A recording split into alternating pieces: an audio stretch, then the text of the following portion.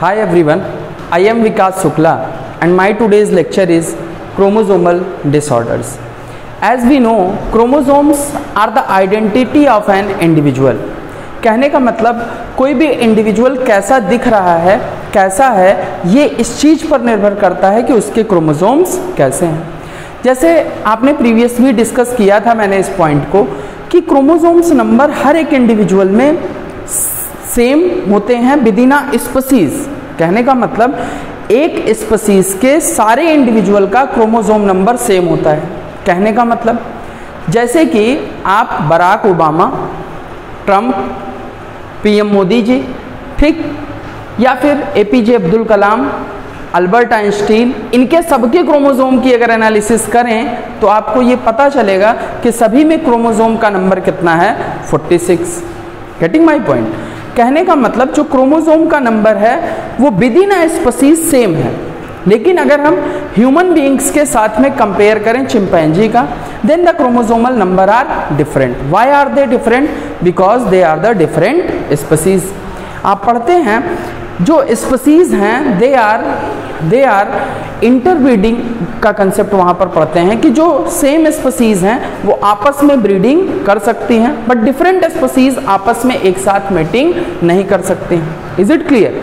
तो ये जो क्रोमोसोम्स हैं ये यूनिक आइडेंटिटी है किसी भी इंडिविजुअल की, किसी भी ऑर्गेनिज्म की। अब हमने समझना है कि क्या म्यूटेशंस क्रोमोसोम पर हो सकती हैं? जी हाँ, हो सकती हैं।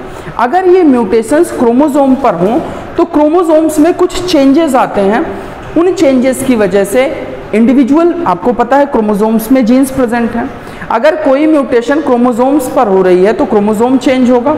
अगर क्रोमोसोम चेंज होगा तो जेनोटाइप चेंज होगा, जीन चेंज होगा, और जीन चेंज होगा तो प्रोटीन चेंज होगी, और अगर प्रोटीन चेंज है तो कैरेक्टर यानी कि फेनोटाइप चेंज होगा।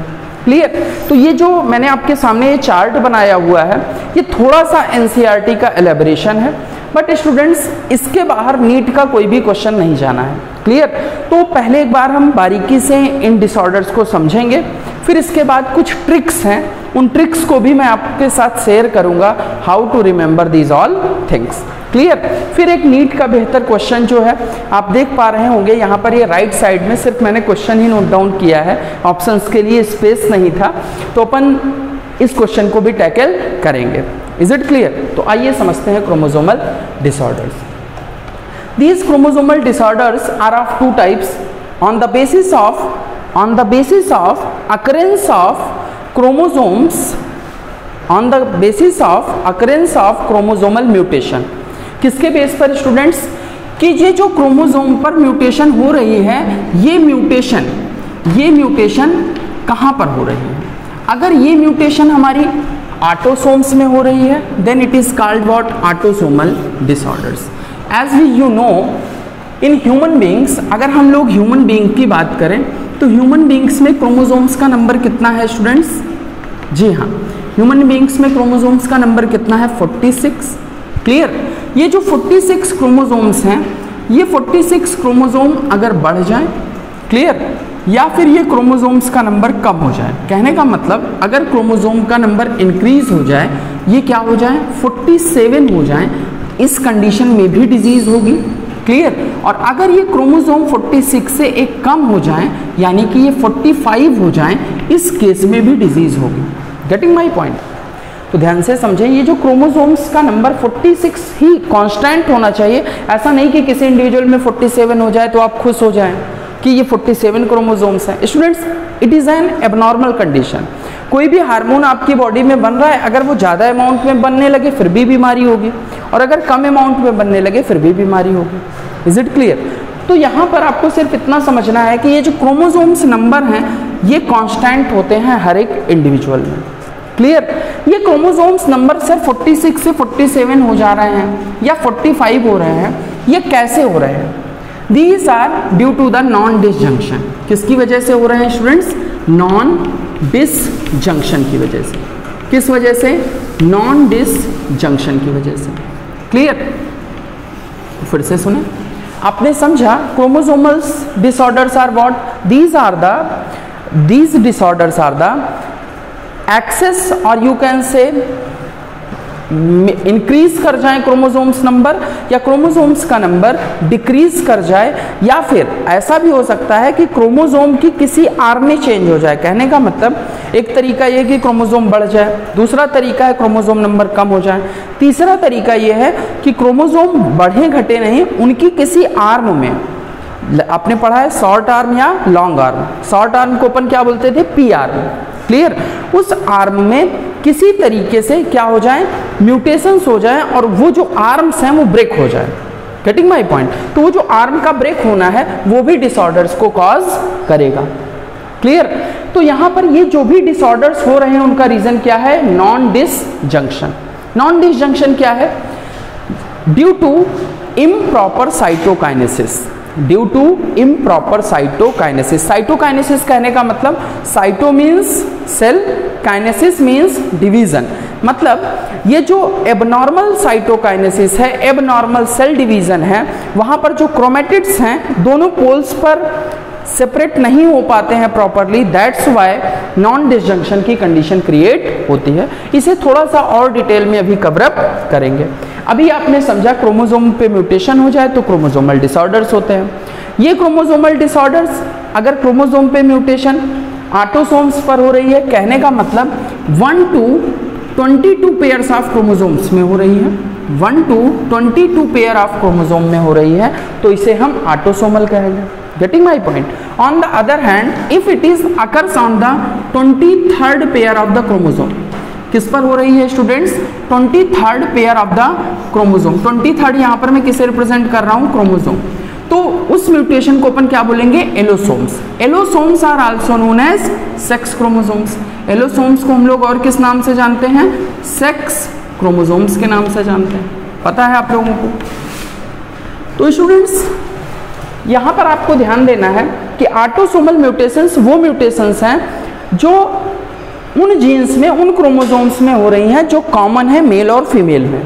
क्लियर? तो कहने का मतलब इनका इनहेरिटेंस भी प्रॉपर उसी तरीके से होगा जिस तरीके से मेल में होगा, उसी सेम तरीके से फीमेल में होगा। First point. दूसरा पॉइंट आपको मैंने प्रीवियस लेक्चर्स में भी बताया था, मेंडेलियन डिसऑर्डर्स में पेडिग्री एनालिसिस अप्लाई होती है, बट क्रोमोसोमल डिसऑर्डर्स में पेडिग्री एनालिसिस अप्लाई नहीं होती है। Is it clear? तो यहीं पे आप कंटिन्यू करें तो आप देख पाएंगे ये जो ऑटोसोमल कंडीशंस है, it is further divided into 2 major groups, aneuploidy and structural changes. Clear? Aneuploidy means what? Aneuploidy कहने का मतलब है change in the chromosome numbers. Clear? अब ये जो चेंज है यहाँ पर लिखा हुआ है मैंने ट्राइसोमी। स्टूडेंट्स ट्राइसोमी का मतलब होता है 2n+1, 2n+1। इसका मतलब सर क्या है ये 2n+1 का? 2n कहने का मतलब डिप्लॉइड इंडिविजुअल, इस इंडिविजुअल में कितने क्रोमोसोम्स होंगे, 46 + 1 कहने का मतलब एक कोई एक्स्ट्रा क्रोमोसोम। कहने का मतलब यहाँ पर कंडीशन कैसी एग्जिस्ट कर रही है, 47। स्टूडेंट्स ट्राइसोमी कंडीशन कहने का मतलब क्या है, आपसे डायरेक्टली पूछा जाता है कि ट्राइसोमी कंडीशन कौन सी है, तो आप बता पाओगे 2n+1। आपसे कोई पूछे डबल ट्राइसोमी कंडीशन क्या है, तो 2n+1+1। आपसे कोई पूछे न्यूलीसोमी क्या है, तो आप बता पाओगे 2n-1। Is it clear? अभी यहाँ पर आपको ये ध्यान देना है कि trisomy means what, 2n+1। 2n is a diploid cell, हमारी कोई भी मसल्स की सेल जो हैं ये डिप्लॉइड सेल्स हैं, जबकि जो हमारी गैमेटिक सेल्स हैं these are the haploid cells, उन्हें हम स्मॉल n यानी कि हैप्लॉइड से रिप्रेजेंट करते हैं। यहाँ पर 2n का मतलब क्या है, हियर व्हाट आर द, कितने क्रोमोसोम्स होंगे हमारे, 46 क्रोमोसोम्स होंगे। क्लियर? अब एग्जैक्टली अगर हम बात करें यहाँ पर किसी भी ह्यूमन बींग्स में कितने क्रोमोसोम्स होते हैं, total 46, including both autosomes as well as sex chromosome, दोनों को इंक्लूड करें, इस केस में हम बात कर रहे हैं यहाँ पर। क्लियर? तो सिंपली आपको ये याद रखना है कि ये जो एन्यूप्लॉइडी है इस केस में एक क्रोमोसोम की एक्स्ट्रा कॉपी आ रही है। क्लियर? कहने का मतलब ट्राइसोमी में आप ये 2n+1 से रिप्रेजेंट करोगे, और ये जो 46 + 1 से मैं आपको क्या समझाना चाह रहा हूं, there is an extra copy of chromosome, there is an extra copy of chromosome, copy of chromosome. Clear? ये जो एक्स्ट्रा कॉपी ऑफ क्रोमोसोम है, क्लियर, इसी एक्स्ट्रा कॉपी को हम रिप्रेजेंट कर रहे हैं ट्राइसोमी से 2n+1 से। Is it clear? आपको याद क्या रखना है, these are the examples of aneuploidy. कौन कौन से? Down syndromes, Patau syndrome and the Edward syndrome. Clear? Down syndrome, Patau syndrome and the Edward syndrome. Is it clear? अब ये डाउन सिंड्रोम क्या है स्टूडेंट्स? डाउन सिंड्रोम भी trisomy condition है, Patau syndrome भी ट्राइसोमी कंडीशन है, Edward syndrome भी trisomy condition है। कहने का मतलब इन तीनों डिजीज में एक एक्स्ट्रा क्रोमोसोम प्रेजेंट होगा, लेकिन अब बात यह है कि किस आर्म पर, कहां पर, किस क्रोमोसोम पर प्रेजेंट होगा। ऑटोसोम्स पर प्रेजेंट होगा, कहने का मतलब 1 से लेकर के 22 के बीच में ही कहीं प्रेजेंट होगा। तो कहां पर प्रेजेंट होगा, क्वेश्चन इज दैट। तो स्टूडेंट्स, डाउन सिंड्रोम के केस में जो एक्स्ट्रा कॉपी ऑफ क्रोमोसोम होगी that is located on the 21st chromosome. It is located on the 21st chromosomes. Getting my point? तो 2n+1 कंडीशन कहां पर होगी? 21st क्रोमोसोम पे। कहने का मतलब जो 21st क्रोमोसोम होता था वहां पर जनरली XX होता था, यहां पर एक और एक्स्ट्रा कॉपी XXX के फॉर्म में देखने को मिलेगी। Getting my point? फिर इसके बाद में हम बात करें पटाउ सिंड्रोम। इस पटाउ सिंड्रोम के केस में आप ट्राइसोमी देखोगे, बट कहां पर? 13th नंबर के क्रोमोसोम्स पर। कहां पर? 13th नंबर के क्रोमोसोम पर। जबकि एडवार्ड सिंड्रोम में आप कहां पर देखोगे? 18th नंबर के क्रोमोसोम में। Is it clear? तो यहां पर आपको यह याद रखना है कि किस डिसऑर्डर में किस नंबर पर ट्राइसोमी है। Getting my point? तो ऑब्वियस सी बात है, अभी आपसे कहूं तो आपको याद हो गया है कि 21st, 13 and 18।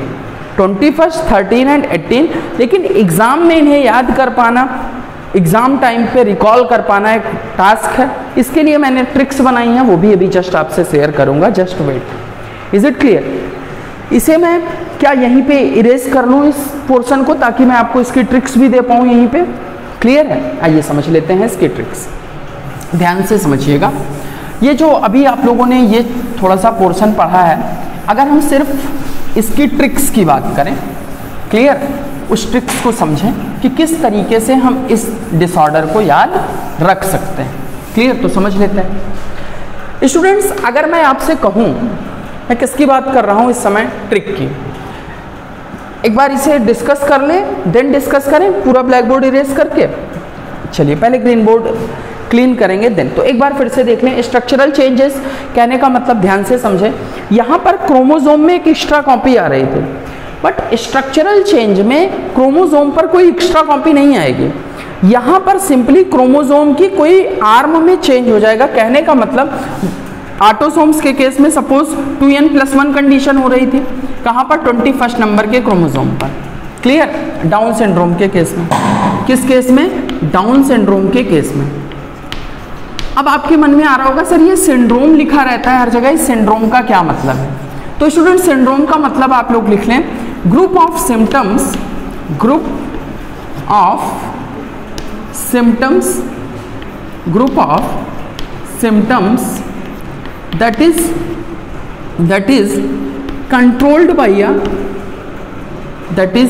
controlled by a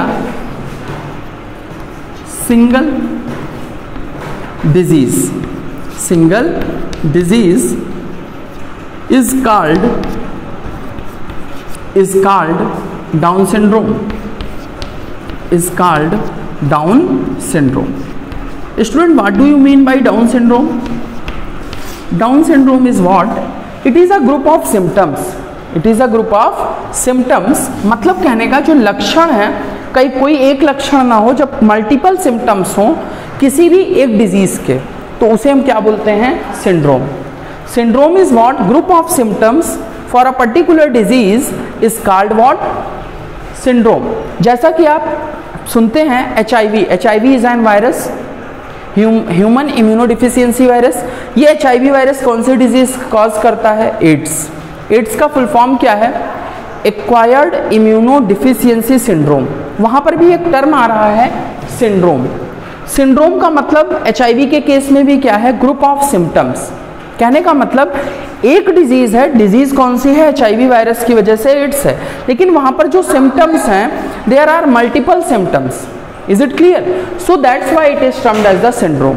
syndrome कहीं पे लिखा मिले तो आप कहेंगे देयर आर मल्टीपल सिम्टम्स. कहने का मतलब जैसे डाउन सिंड्रोम में आप देखेंगे ब्रॉड नेक होगा। आप एनसीईआरटी एक बार रीड करिएगा तो एनसीईआरटी में डाउन सिंड्रोम के आप मल्टीपल सिम्टम्स देखेंगे और कई बार आप देखेंगे डाउन सिंड्रोम के सिम्टम्स मैच हो रहे होंगे टर्नर सिंड्रोम से या टर्नर सिंड्रोम के क्लिनफिल्टर सिंड्रोम से, लेकिन वहाँ पर एक बेसिक डिफरेंस है कि किस क्रोमोसोम पर म्यूटेशन हो रही, उसे आपको याद रखना है। Is it clear? तो आपने सीखा what is the meaning of the syndrome. Clear? अब यहाँ पर क्या हो रहा था, एक कॉपी एक्स्ट्रा आ रही थी 21st क्रोमोसोम पे। जैसे फर्स्ट क्रोमोसोम पर 2 पेयर थे, ये फर्स्ट क्रोमोसोम है हमारा होमोलॉगस, ये सेकेंड होमोलॉगस पेयर है। क्लियर? इसी तरीके से आप मूव कर जाएं थर्ड फोर्थ, इस तरीके से मूव करते हुए थर्ड फोर्थ से लेकर के आप पहुंच जाएंगे 21st नंबर के क्रोमोसोम पे। 21st नंबर के क्रोमोसोम पे होना 2 चाहिए था, लेकिन यहाँ पर एक extra copy of chromosomes present है। Getting my point? जनरली हर जगह क्रोमोसोम्स होमोलॉगस क्रोमोसोम्स हैं, ये किस में आते हैं, पेयर्स में आते हैं, तो जनरली 2-2 होने चाहिए हर जगह, लेकिन यहाँ पर आप एक एक्स्ट्रा कॉपी देखोगे 21st क्रोमोसोम पे, किसमें, डाउन सिंड्रोम में। क्लियर? अब यहाँ पर क्या होगा, there is an structural change. यहाँ पर चेंज कहाँ हो रहा था, क्रोमोसोम के नंबर में। Getting my point? यहाँ पर एक नंबर का क्रोमोसोम एक्स्ट्रा हो रहा है, लेकिन यहाँ पर स्ट्रक्चर में चेंज होगा। स्ट्रक्चर में चेंज कहने का मतलब सर क्या, जैसे ये पूरा क्रोमोसोम है, यहाँ पर ये small fragment of the chromosome due to few abnormal reasons, abnormal conditions, ये क्रोमोसोम डिलीट हो जाए या फिर इस क्रोमोसोम पे कोई एक्स्ट्रा कॉपी ऐड हो जाए, जिसकी वजह से क्या होगा, यहाँ पर एक डिजीज होगी जिसे हम स्ट्रक्चरल चेंज के फॉर्म में समझेंगे। Is it clear? तो आइए समझते हैं स्ट्रक्चरल चेंजेस के बारे में। सिंड्रोम आपको समझ में आ गया है, अब समझते हैं कि what do you mean by the structural changes. तो ध्यान से समझें आप, ये जो स्ट्रक्चरल चेंजेस हैं, इसमें there are also the 3 examples. आपके लिए एडिशनल इंफॉर्मेशन है, आपको नीट में स्टेटमेंट बन सकते हैं कि is there due to the chromosomal disorder is it possible to cause a disease that is like a cancer. कहने का मतलब, क्या क्रोमोसोमल डिसऑर्डर से कैंसर कॉज हो सकता है? यस, हो सकता है। कैसे हो सकता है, इस बात को समझे। जैसे कि आप देख पा रहे हैं यहाँ पर क्राइडू कैट सिंड्रोम, यहाँ पर कैट सिंड्रोम दिया है। कैट सिंड्रोम कहने का मतलब जो इंडिविजुअल होगा या फिर जो बेबी होगा वो किस तरीके से साउंड प्रोड्यूस करेगा, वो किस तरीके से क्राइंग करेगा, किस तरीके से रोएगा, कैट की तरीके से। क्लियर? क्राइडू कैट सिंड्रोम के केस में जो बेबी होगा वो किस तरीके से उसकी जो क्राइंग होगी, it is similar to the cat. So that's why इसका नाम क्या है, क्राइडू कैट सिंड्रोम। उस बेबी के ऊपर साइंटिस्टों ने रिसर्च की तो उनको पता चला there is a 5p deletion, there is a 5p deletion. अब सर हमारे समझ में नहीं आ रहा ये 5p डिलीशन का मतलब क्या है, 5p डिलीशन का मतलब क्या है, तो आइए समझते हैं। आपको मैंने पढ़ाया था सेल चैप्टर में, सेल डिवीजन के टाइम पर, जो ये सपोज एक क्रोमोसोम है, ये क्रोमोसोम का कौन सा पोर्शन है स्टूडेंट, सेंट्रोमियर। क्लियर? सेंट्रोमियर है। अब यहाँ पर आपसे मैं कहूँ कि इन दोनों में से शॉर्ट आर्म कौन सी है और लॉन्ग आर्म कौन सी है, तो आप कहोगे sir upper one is the short arm, ये शॉर्ट है और ये कैसी है, लॉन्ग है। ये जो short arm of the chromosome है और ये कैसी आर्म है स्टूडेंट्स, लॉन्ग आर्म है। तो ये जो शॉर्ट आर्म और लॉन्ग आर्म का कंसेप्ट है, शॉर्ट आर्म को अपन क्या बोलते हैं, पी आर्म। क्या बोलते हैं, पी आर्म। क्लियर?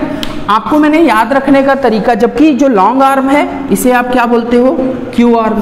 पता है आप लोगों को, इसे याद करने का मैंने आपको तरीका भी बताया था। पी से पिद्दी, पिद्दी भर का है, छोटू सा है, एकदम छोटा सा है, that's why it is called P arm. कहने का मतलब जो 5th नंबर का क्रोमोसोम है, जो 5th नंबर का क्रोमोसोम है उसकी कौन सी आर्म, शॉर्ट आर्म या long arm, short arm, because P means short arm. Short arm पर डिलीशन हो गया, क्या हो गया, डिलीशन हो गया। तो ये जो सपोज ये 5th नंबर का क्रोमोसोम है, 4th का भी इस तरीके से है, लेकिन 4th पर डिलीशन नहीं हुआ, डिलीशन किस पर हुआ, 5th पर हुआ। तो 5th नंबर का ये क्रोमोसोम इस तरीके से डिलीट हो गया। तो जब डिलीट हो गया तो वो जो बेबी है, उस बेबी में जो क्राइंग का फीचर है, it is similar to the cat, so it is called as the cri du cat syndrome. आपको सिर्फ इतना याद रखना है, क्राइडू कैट हो सकता है 2 कॉलम्स बना दिए जाएं आपको चूज करने के लिए, तो आप बता पाएंगे क्राइडू कैट सिंड्रोम में 5p डिलीशन होगा। Is it clear? Similarly CML यहाँ पर लिखा हुआ है, CML मीन्स व्हाट, आप लोग फुल फॉर्म लिख लीजिएगा।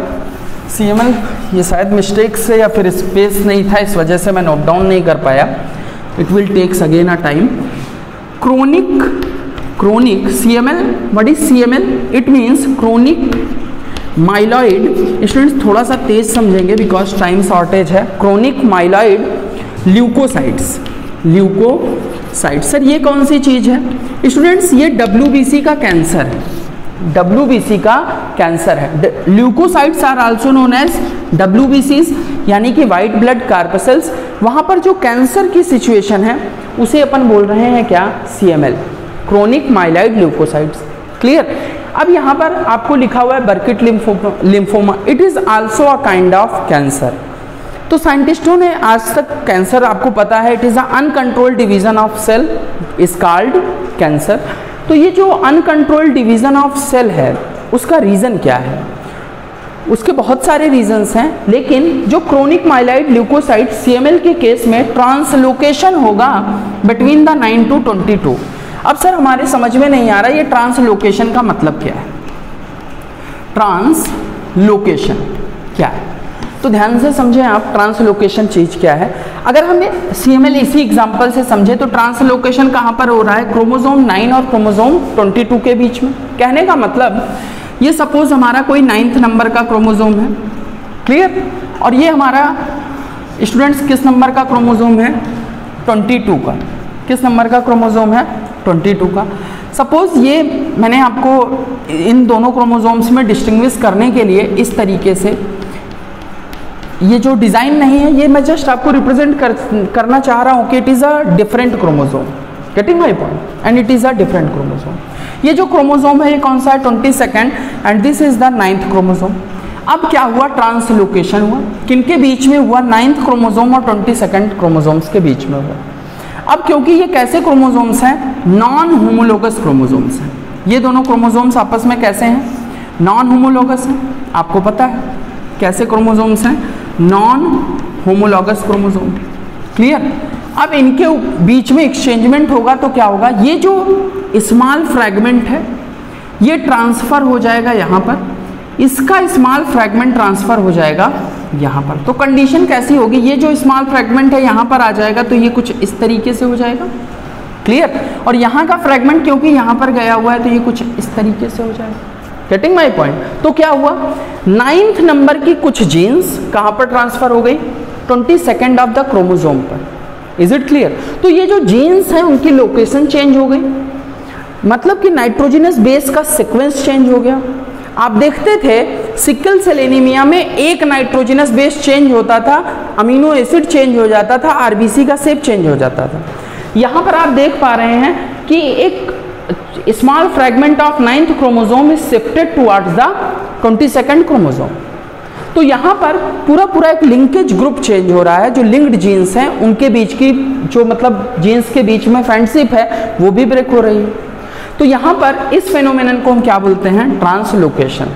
Is it clear? तो ट्रांसलोकेशन को अपन क्या बोलेंगे? आपको PDF मिल जाएगी, डोंट वरी, समझ लीजिए यहाँ पर। It is what? It is the rearrangement of chromosomes, it is a rearrangement of chromosomes between non homologous chromosomes. किनके बीच में हो रहा है ये? नॉन होमोलोगस क्रोमोसोम्स के बीच में हो रहा है। ध्यान दीजिएगा, क्रॉसिंग ओवर के केस में, किस केस में? क्रॉसिंग ओवर के केस में जो एक्सचेंज होता था जेनेटिक मटेरियल का वो होमोलोगस के बीच में होता था, लेकिन यहाँ पर ट्रांसलोकेशन में जो एक्सचेंज हो रहा है जेनेटिक मटेरियल का, क्योंकि ये एबनॉर्मल कंडीशन है, बीमारी की अवस्था है, डिजीज्ड कंडीशन है, तो यहाँ पर ये किसके बीच में हो रहा है? नॉन होमोलोगस क्रोमोसोम्स के बीच में हो रहा है। Getting my point? That is all about the translocation. Clear? Similarly बर्किट lymphoma के केस में भी ट्रांसलोकेशन हुआ। किनके बीच में हुआ? 8 and 14 क्रोमोसोम्स के बीच में हुआ। Is it clear? तो आपको पॉइंट समझ में आ गए हैं। आइए मूव करते हैं आगे की तरफ। यहाँ पर दिया हुआ है क्लिनफेल्टर सिंड्रोम्स।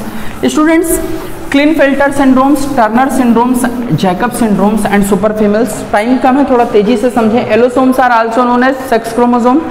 सेक्स क्रोमोसोम्स का मतलब ऐसा डिसऑर्डर जहां पर 23rd पेयर ऑफ क्रोमोसोम्स पर म्यूटेशन हो जाए।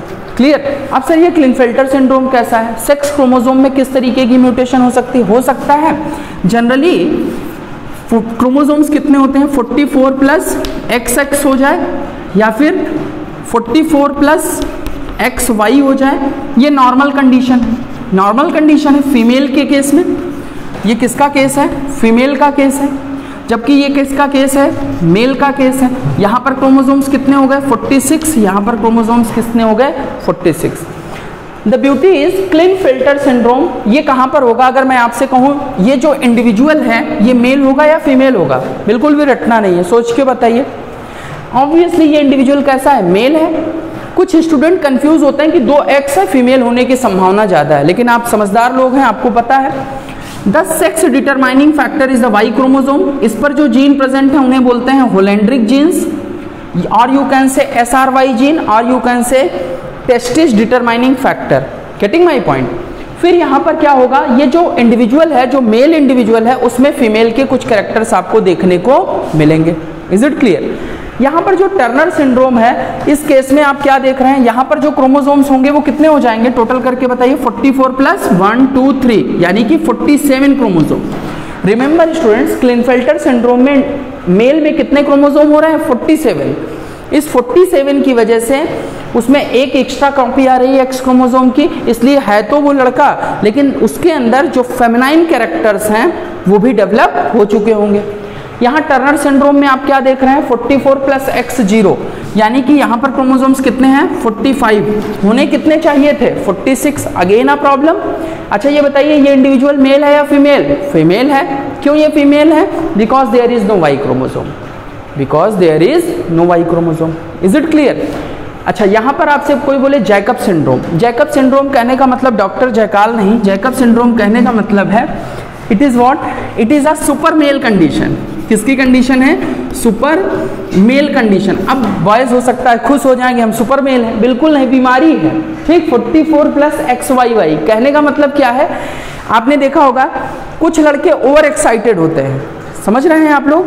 वो बॉयज जो ओवर एक्साइटेड हैं वो बहुत पावरफुल नहीं है, बीमारी है। बीमारी कौन सी है? Jacob syndrome. इसे हम बोलते हैं super male disease. Is it clear? Females, आप फीमेल में भी कुछ देखते हैं 44XX यहाँ पर देख रहे हैं, डबल होना चाहिए, ट्रिपल है, ये भी सुपर फीमेल है। ये बिल्कुल ना सोचे ये बहुत अच्छी हैं, लेकिन यहाँ पर दोनों में एक ब्यूटी क्या है, ध्यान से समझिएगा। अच्छा आप लोगों से अगर पूछा जाए यहाँ पर कितनी बार बॉडी बनी है, यहाँ पर बार बॉडी कितनी बनी है आपको पता है? Number of X chromosome -1। एक माइनस कर दें तो क्या आ जाता है हमारा? Number of X chromosome -1। अगर हम ऐसा करें नंबर ऑफ X क्रोमोसोम -1 करें तो बार बॉडीज हमें कैलकुलेट मिलती हैं। यहाँ पर X क्रोमोसोम कितने हैं? 3 हैं। तो यहाँ पर सुपर फीमेल के केस में बार बॉडीज कितनी होंगी? 2 होंगी। कंसेप्ट क्लियर है आप लोगों का? Number of Barr body is equal to number of X chromosome -1। पता है आप लोगों को? नहीं पता है कुछ लोगों को तो वो नोट कर लेंगे। बार बॉडी के लिए हम क्या लिखते थे? Number of X chromosome -1। Clear? इस तरीके से आप बार बॉडीज बता सकते हैं। क्लियर? यहाँ तक पॉइंट सारे क्लियर हैं आपको? एक बार आप लोग ट्रिक समझ लीजिए क्योंकि टाइम लगभग होने को है। ठीक, मुझे इंस्ट्रक्शंस रेगुलरली मिल ही रहे हैं कि सर वीडियोस ज़्यादा लंबी मत कीजिए क्योंकि अपलोड करने में भी शायद कुछ इशूज़ आते हैं, तो कोई नहीं, हम लोग सीखेंगे और आगे बढ़ेंगे। देखिए इतनी देर में आपको समझ में आ गया होगा कि सर क्वेश्चंस में ये चैप्टर थोड़ा सा, ये जो टॉपिक है थोड़ा सा रटने का ज़्यादा है, समझने के जो पॉइंट्स थे अपन ने डिस्कस कर लिए। क्लियर?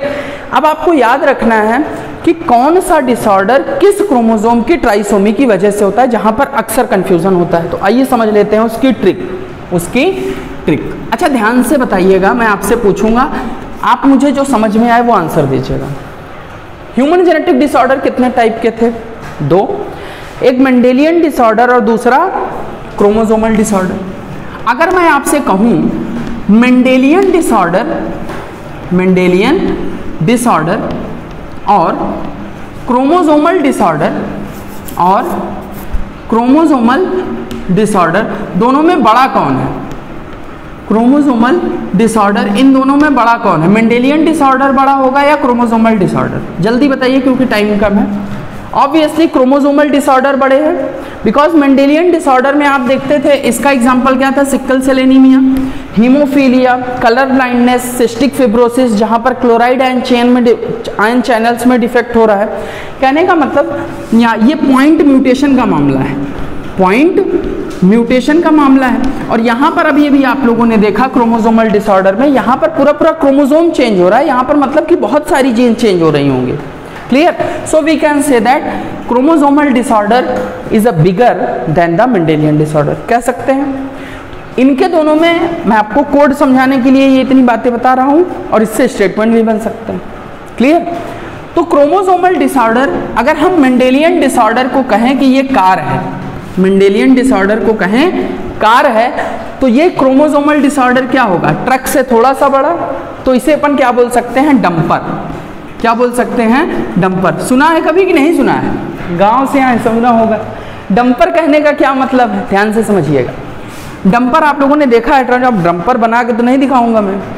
अब आपको समझना क्या है, पहली चीज आपको क्या सीख लेनी है, मैं आपको क्या सिखा रहा हूं? ट्रिक। किसकी ट्रिक सिखा रहा हूं? क्रोमोसोमल डिसऑर्डर की। क्लियर? क्रोमोसोमल डिसऑर्डर की मैं आपको ट्रिक सिखा रहा हूं, जिसमें मैंने किसकी बात की? डंपर की। ये डंपर शब्द आपको याद रहे इसलिए कहानी सुनाई। Is it clear? तो ये जो डंपर है, सबसे पहला काम तो आप स्पेलिंग याद कर लीजिए, याद हो जाएगी, कोई बड़ी बात नहीं है। इसके लिए नया कोर्स थोड़ी लॉन्च करेंगे। अब इसके बाद में क्या करिए, ध्यान से सुनिएगा। फिर इसके बाद क्या करिए, इनको 2-2 के ग्रुप्स में ब्रेक कर लीजिए। कर पाएंगे? भाई हथौड़े की जरूरत तो है नहीं, ऐसे ही कर पाएंगे। DUMPER, यहां तक कोई प्रॉब्लम? कोई प्रॉब्लम नहीं। हम सिखाना क्या चाह रहे हैं आपको कि कौन सी ट्राइसोमी किस क्रोमोसोम पे होगी। अभी तो याद है, लेकिन नीट का एग्जाम जब देने जाओगे तो भूल जाओगे। ऐसा थोड़ी है कि ट्राइसोमी रटते हुए जाओगे एग्जामिनेशन हॉल में, तो ट्रिक होनी चाहिए, वो ट्रिक है, वही सीखना है। डी का मतलब क्या है? Down syndrome. डी का मतलब क्या है? Down syndrome. हाँ सर ये तो पता है। अब यू का मतलब क्या है? यू सर, अच्छा आपसे मैं कहूँ, ए से जेड तक सभी लोगों ने पढ़ा है। ए से जेड तक जो लेटर्स हैं, इनमें कितने अल्फा, इनकी अगर हम काउंटिंग करें तो कितने हैं? 26 है। क्लियर? ये जो मैं कंसेप्ट दे रहा हूँ आपको रीजनिंग में भी काम आएगा। जैसे कि इसके लिए एक मैंने ट्रिक बनाई हुई है, इजोटी। आप लोगों ने शायद सुना हो, इजोटी सुना है आप लोगों ने? ई किस प्लेस पे आता है? 5, 10, 15। क्लियर? ये क्या होगा स्टूडेंट्स? 20, और ये क्या होगा? 25। क्लियर? यहां तक बात आपको समझ में आ रही है? 25। सर इसका क्या यूज होगा? ध्यान से समझिए। अब अगर मैं कहूं यू किस प्लेस पे आता है, तो अगर आप अल्फाबेट के लेटर्स को काउंट करोगे तो आप देख पाओगे PQR, यस टी, टी के बाद क्या आएगा? यू। टी किस पे आता है? 20 पे, तो 21st क्रोमोसोम पे। तो डाउन सिंड्रोम कहां पर है? 21st की ट्राइसोमी, 21st की ट्राइसोमी। क्लियर? पी से पटाऊ, पी से पटाऊ सिंड्रोम पढ़ा था। अब ये पटाऊ सिंड्रोम किस पर आएगा? किस क्रोमोसोम पे होगा? हमें याद ही नहीं आ रहा, 13 पे होगा कि 18 पे होगा, हमें नहीं याद आ रहा, हम कंफ्यूज हैं एग्जाम में। तो क्या करेंगे? सर ने बताया था, डंपर याद आ गया। अब पी से पटाऊ, एम से क्या होगा? आपको इजोटी याद था। इजोटी कहने का मतलब क्या है? ई से 5, ABCDE, ई मीन्स 5, काउंट कर सकते हैं। ABCDE, 5 नंबर ही आ रहा है ना। इसी तरीके से ये मैंने कोड डिजाइन किया। क्लियर? इसकी हेल्प से आप आगे भी यूज कर पाओगे, तो प्लीज रिमेंबर दिस थिंग। फिर इसके बाद में यहाँ पर आप देखोगे एम किस नंबर पर आएगा, तो आप देख सकते हो डायरेक्टली JKLM, जे, ठीक। जे के बाद क्या है? KLM, कहने का मतलब 10, 11, 12, 13। ये किस क्रोमोसोम पर होगा? 13।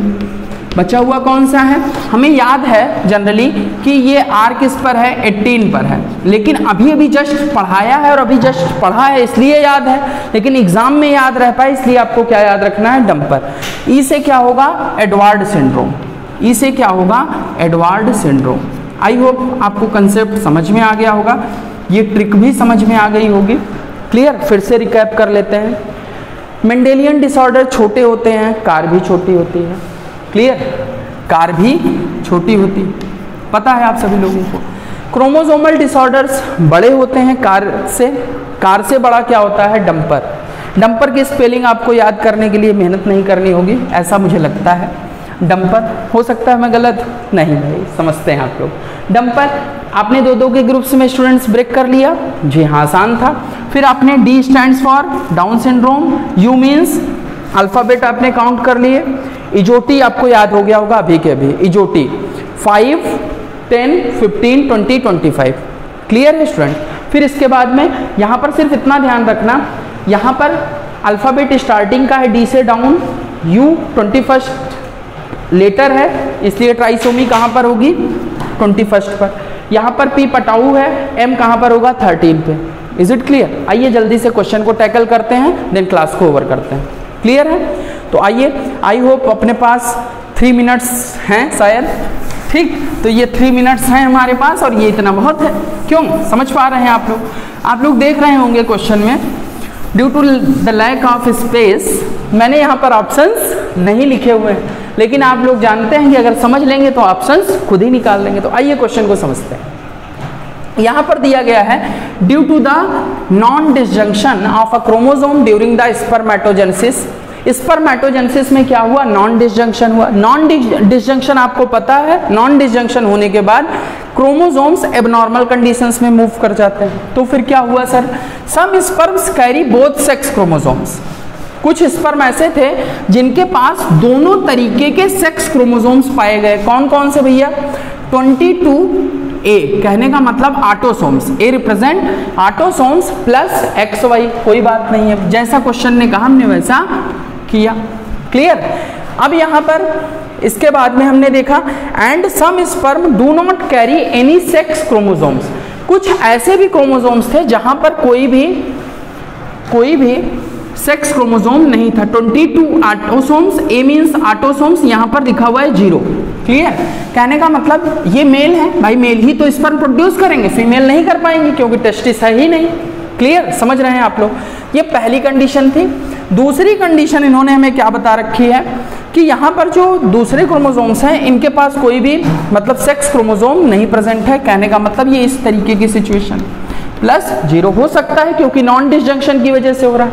फिर यहाँ पर if these sperm fertilize with a normal egg, ये किसके साथ में स्टूडेंट फर्टिलाइज कर रहे हैं, नॉर्मल एग के साथ में, जो कि क्या है 22 प्लस एक्स। किसके साथ में कर रहे हैं, 22 प्लस एक्स के केस, 22 प्लस एक्स। क्लियर? ये क्या है स्टूडेंट्स, फीमेल का ओवम है, फीमेल का ओवम है। यहां पर भी आप देखेंगे ये भी किसके साथ फर्टिलाइज करेगा, सेम एग के साथ। ये यहां पर ये क्या दिया हुआ है, 22 प्लस एक्स। क्लियर? हमसे पूछा है किस तरीके का जेनेटिक डिसऑर्डर देखने को मिलेगा, किस जीडी मैंने लिखा हुआ है, ग्रुप डिस्कशन नहीं, जीडी मीन्स जेनेटिक डिसऑर्डर। किस तरीके का जेनेटिक डिसऑर्डर हमने देखने को मिलेगा।